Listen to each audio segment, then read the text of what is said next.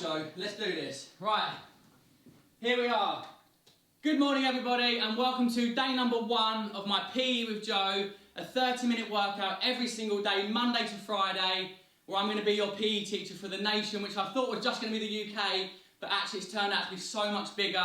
And I want to say a massive thank you to everyone that shared it, whether it's teachers, heads of schools, PE teachers, businesses, companies, bloggers, radio stations, TV channels, everyone that's featured this, that's shared it, that's promoted it.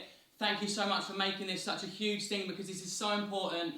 And I am a man on a mission. I've been doing this for 4 years now, visiting schools all over the UK, trying to inspire young people to exercise. And this week, this very week, I was supposed to be going back on tour all over the country, exercising with 10,000 kids, and it got cancelled, and I was really upset. But I was laying in bed Wednesday night, midnight, and this idea came in my head. PE with Joe. I thought I'm going to do a live workout every day, stream it on YouTube. I put it out to the world, didn't know what was going to happen, and the response was incredible. So thanks for sharing, thanks for tuning in. And the aim of this whole thing is for me to get everybody at home, whether you're on the sofa, whether you're a kid, a teenager, an adult, getting up off your feet. بسم الله الرحمن الرحيم الحمد لله رب العالمين والصلاة والسلام على سيدنا محمد وعلى آله وصحبه أجمعين ثم أما بعد السلام عليكم ورحمة الله وبركاته. My dear younger brothers and sisters, I hope you're all doing well inshallah. So yesterday we were speaking about Aqidah, belief, Iman, creed, what we believe in. And we spoke about one of the attributes of Allah subhanahu wa ta'ala, one of the most important attributes of Allah subhanahu wa ta'ala, the attribute of al-wahid or al-ahad. And now this attribute of al-wahid or ahad, which means that Allah subhanahu wa ta'ala is one. And there were some points that we mentioned about the oneness of Allah subhanahu wa ta'ala that I'm going to quickly go over so we can have it fresh in our minds. So we said that Allah subhanahu wa ta'ala is one. What does this mean? This one is not the mathematical one that we know that can have two halves to it, that can be added onto it and subtracted from it. This is a one, the one of uniqueness, that Allah is unique and He doesn't have any associates and He doesn't have any partners and He doesn't have any parts to Him. Allah is one as a whole subhanahu wa ta'ala. This was number one. And we also mentioned that Allah subhanahu wa ta'ala is one in His essence. He's one in His attributes. So for example, Allah subhanahu wa ta'ala, He sees everything in creation, but to see everything in creation, He's only got one attribute, and that's the attribute of seeing. He doesn't need multiple attributes to see multiple things. He can see with one attribute of seeing subhanahu wa ta'ala. And number 3, we mentioned that everything in creation is created by Allah subhanahu wa ta'ala. So even our actions, our movements, our sitting, our standing is all done by Allah subhanahu wa ta'ala. Now, and what we also mentioned was it is Allah subhanahu wa ta'ala that creates an effect, an impact in everything that occurs in the world. Now, what we have to understand is that ultimately, Allah subhanahu wa ta'ala has power over everything, and He is the one who operates this entire world. But sometimes we see that we feel that we are operating things. We are operating things, but it is Allah's power that makes us operate. So for example, I am moving my hands. I use my brain to move my hands, but it's Allah subhanahu wa ta'ala that is causing and that is giving the effect within my hands to move. So for example, if Allah was to not allow for somebody's hands to move, do you think they could move their hands? No, they couldn't. If Allah was to take somebody's soul and give a person death, do you think they could still move? So there could be a person who's fit and well and healthy, and suddenly that person dies. Can that person carry on moving, eating, walking, speaking? No. All of that stops and all of that ceases and all of that comes to an end immediately. Why? Because Allah subhanahu wa ta'ala now does not choose to create an effect within this person. So every effect that's in this world is created by Allah subhanahu wa ta'ala. I'll give you an example. If somebody is thirsty and they drink water, when somebody's thirsty, they drink water. When they drink that water, their thirst may be quenched, i.e. their thirst is finished. Likewise, when somebody's hungry, what do? They eat food. And after eating food, their tummy might feel full. Also, if somebody is ill and they go to the doctor and the doctor writes them medicine and they take the prescription to the pharmacy and they get that medicine and they take the medicine, after taking the medicine, this poorly ill person feels better and strong. The question is, was it the medicine that caused an effect and made this person better? Or was it when the person took the medicine, Allah created the effect of cure and Allah made that person better?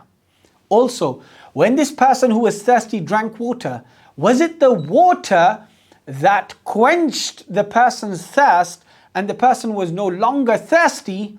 Or was it that when the person drank the water, Allah created the effect of quenching thirst? Also, when somebody is hungry and they eat, do we say, is it the food that filled this person, or is it the food that caused the effect of having a full tummy? Or is it that when somebody eats the food, Allah subhanahu wa ta'ala creates a feeling, creates the effect of one feeling full?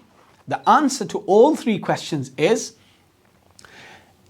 the effect of quenching one's thirst, the effect of filling one's tummy, the effect of having cure from illness, all comes from Allah subhanahu wa ta'ala. All comes from Allah subhanahu wa ta'ala. One of the ways we can prove this is sometimes a person's thirsty and they drink water and they're still feeling thirsty, and they drink more water and they're still feeling thirsty. Sometimes people are hungry and they eat food, and after they've ate so much food, saying, oh, guess what? I still feel hungry. They're still feeling hungry. Why? Sometimes there's ill people, there's poorly people in hospitals, at home. They take medicine and they take them for days. Some take them for years and they're still poorly. They don't get better. What's the answer to that? The answer to that is that all of these things of water, food and medicine, all of them are called means. M-E-A-N-S. Means.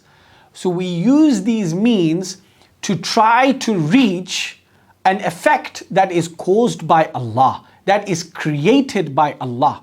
But sometimes we drink, eat and take medicine, but Allah doesn't cause the effect.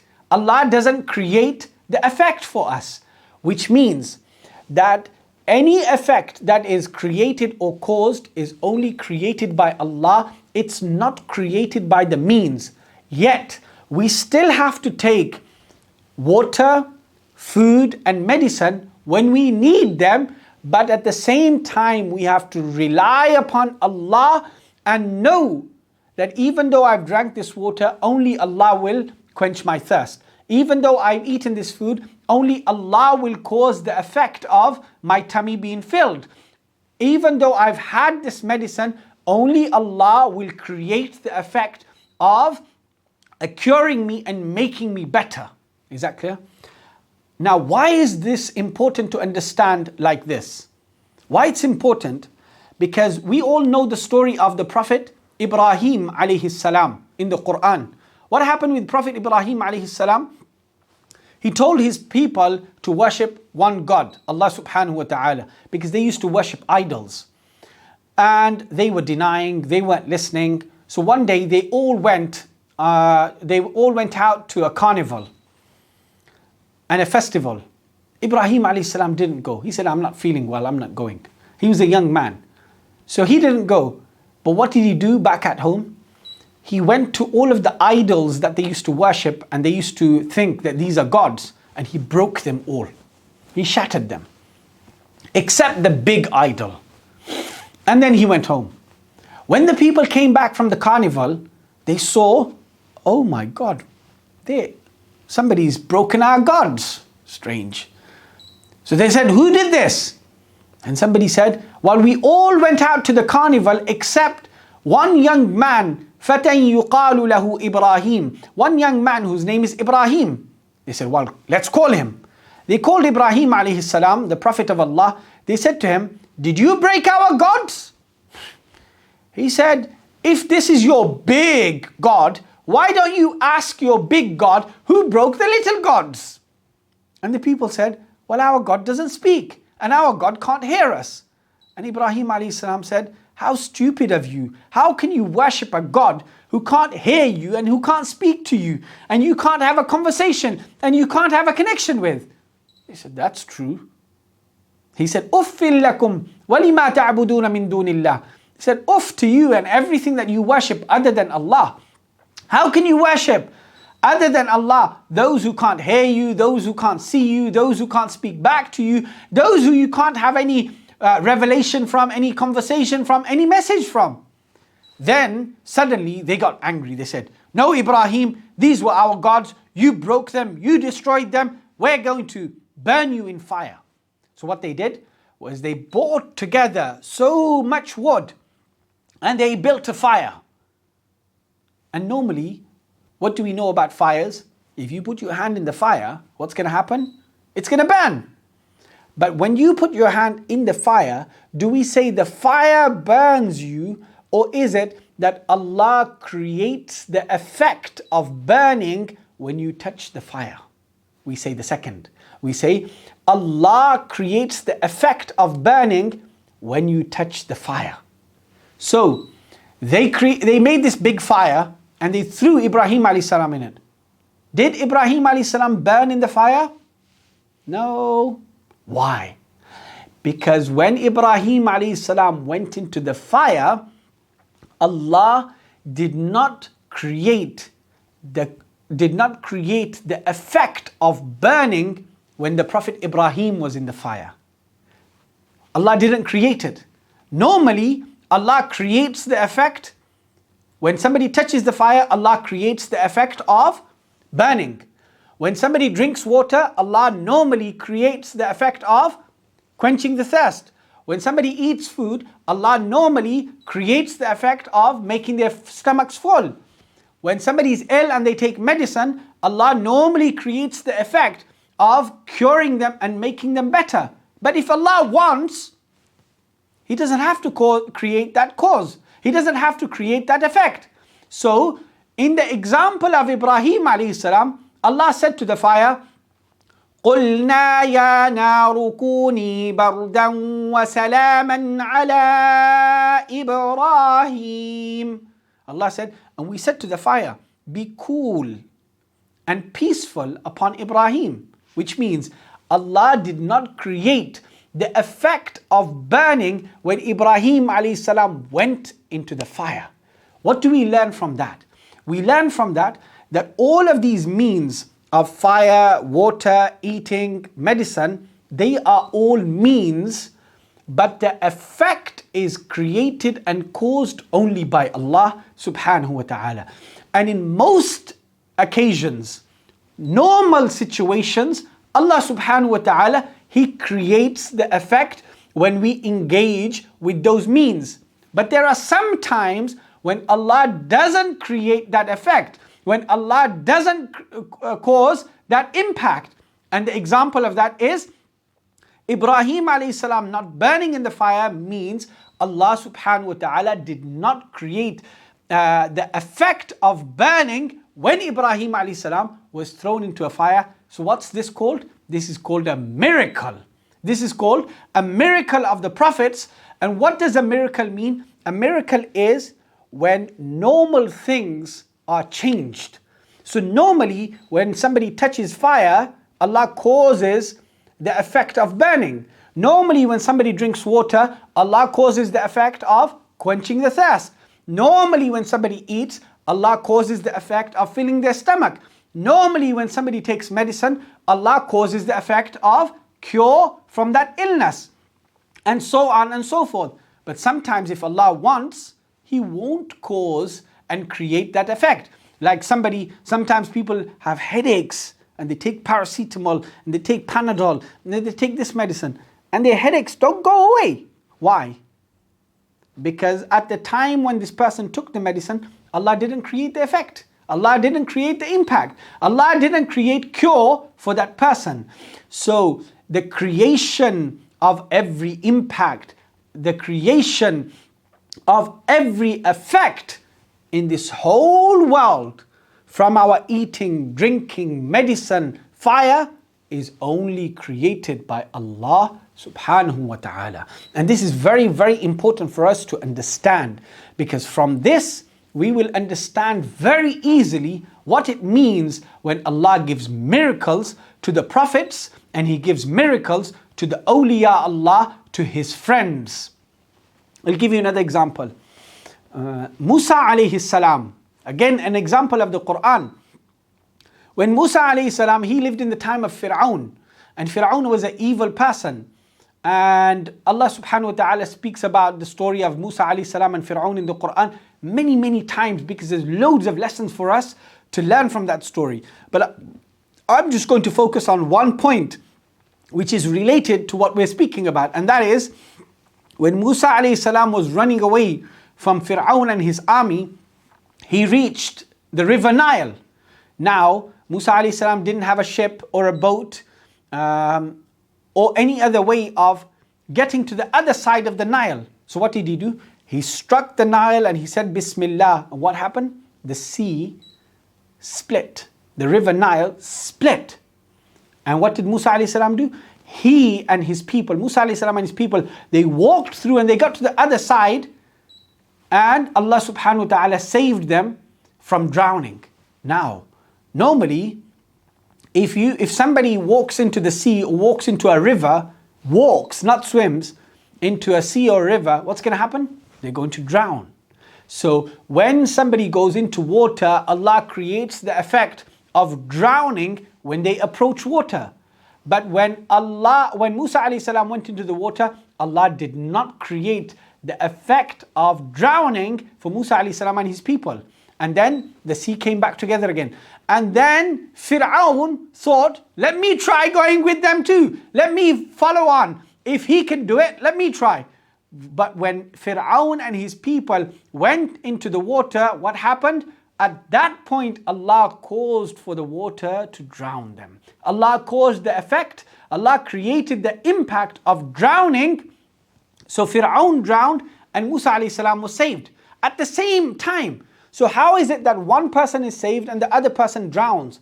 That's because the water itself can't do anything. The water itself is a means.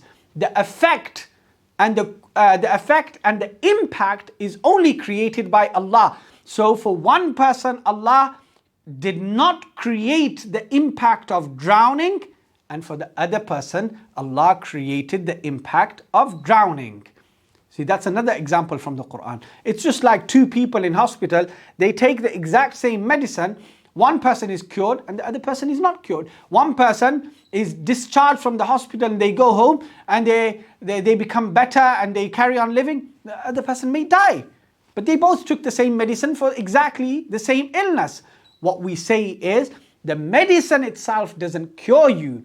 But when you take the medicine, Allah, if He wants, He creates the impact and He creates the effect of cure within you, and that's up to Allah subhanahu wa ta'ala. Normally, Allah subhanahu wa ta'ala always creates the impact that we know of, but sometimes He doesn't create that impact. Sometimes He doesn't create that impact to teach us a lesson, and other times He doesn't create that impact to show us a miracle. Like He showed us the miracle of Ibrahim alayhi salam, and He showed us the miracle of Musa alayhi salam.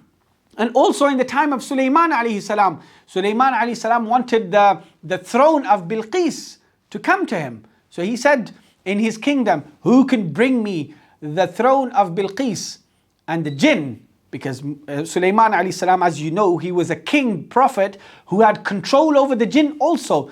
A jinn said to him, قال عفريت من الجن أنا آتيك به قبل أن تقوم من مقامك. A jinn said to him, I'll bring you the throne before you stand up. But it's possible that Sulaiman alayhi salam could have sat for a whole year and didn't move from his place. That's going to take long. So he wanted it quicker. So who spoke up next? قال الذي عنده علم من الكتاب أنا آتيك به قبل أن يرتد إليك طرفك. The person who had knowledge of the book, i.e. knowledge of revelation, i.e. knowledge of Allah subhanahu wa ta'ala, he knew I'm only a means. The cause and effect is from Allah subhanahu wa ta'ala. So he would have prayed to Allah and said, let me bring it before Sulaiman alayhi salam even blinks his eye.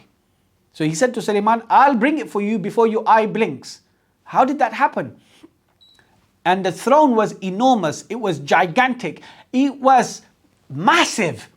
And it had to travel perhaps hundreds, if not thousands of miles to reach Sulaiman alayhi salam. But it was bought before Sulaiman alayhi salam's eye blinked.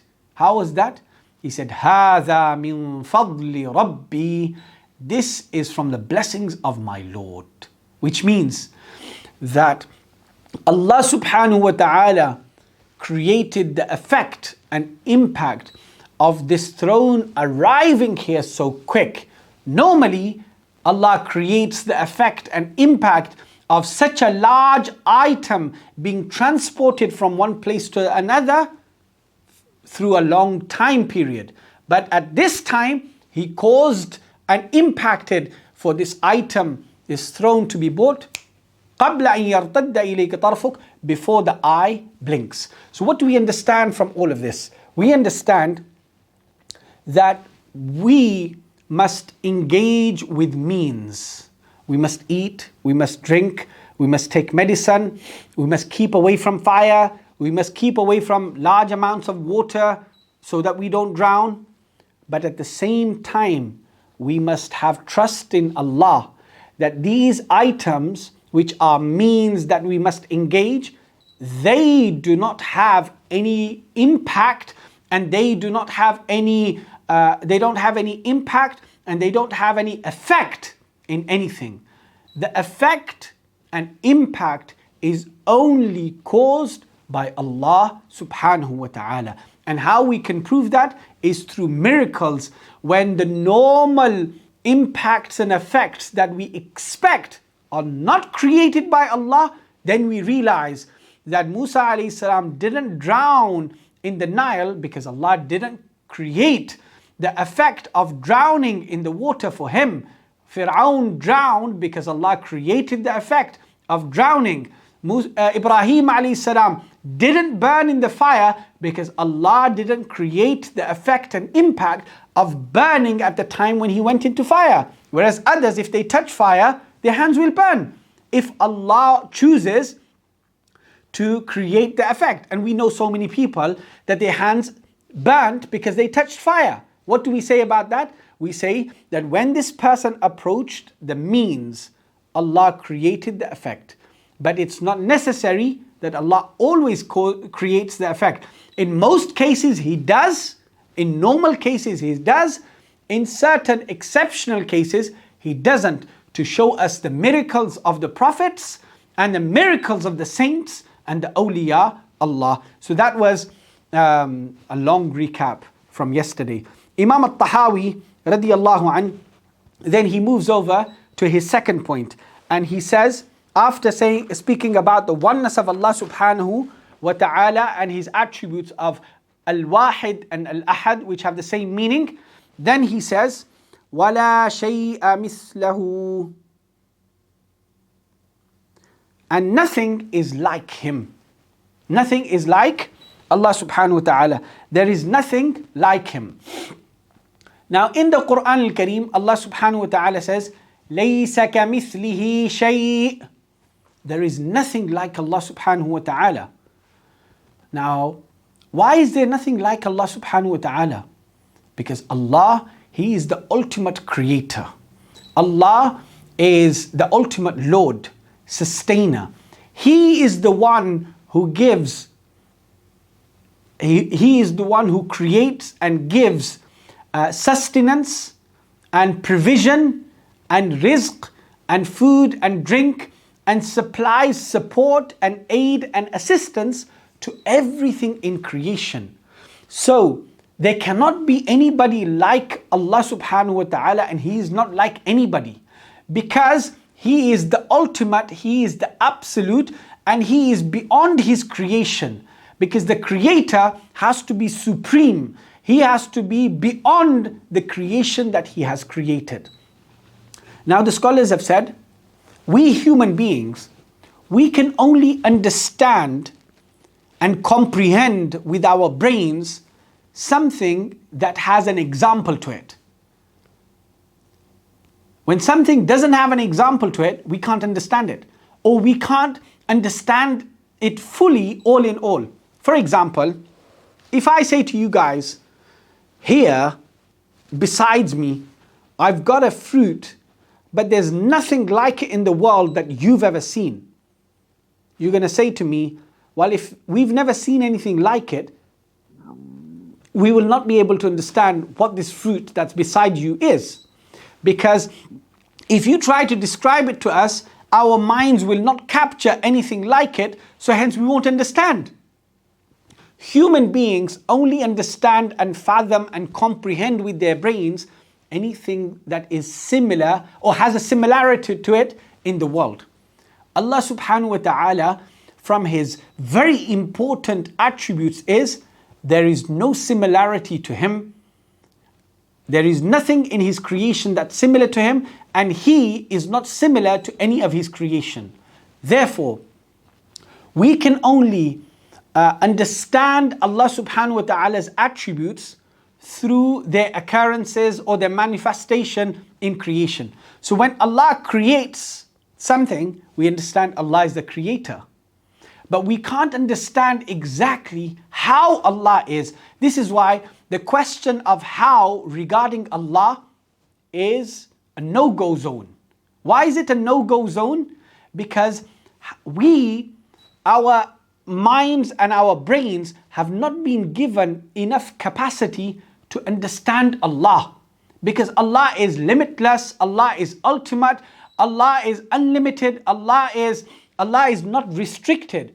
Whereas we can only understand something that's got boundaries to it, something that's got restrictions to it, something that is confined, something that has an example to it, something that has a similarity to it. Allah has no similarity to Him. Nothing is like Him. He is absolutely unique in His being.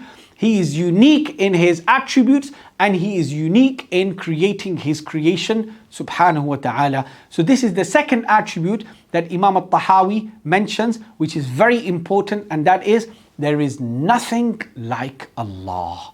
He is unique, He is absolute, whereas everything in His creation is not absolute, is restricted, is confined, is bound. So for example, my sight is bound to what's in this room. My hearing is bound to what's in this room.